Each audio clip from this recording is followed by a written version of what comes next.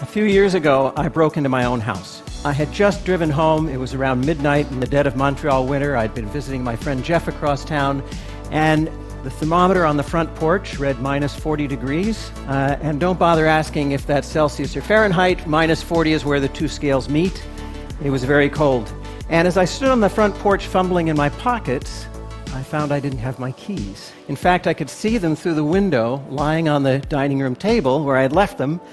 So I quickly ran around and tried all the other doors and windows, and they were locked tight. I thought about calling a locksmith. At least I had my cell phone, but at midnight, it could take a while for a locksmith to show up, and it was cold.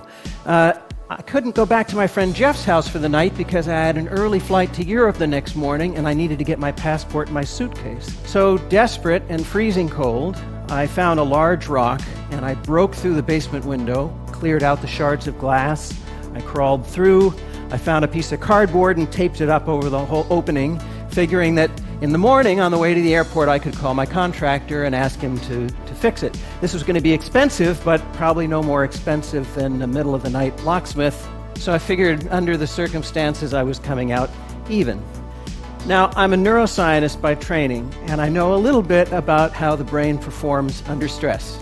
It releases cortisol, that raises your heart rate. It modulates adrenaline levels, and it clouds your thinking.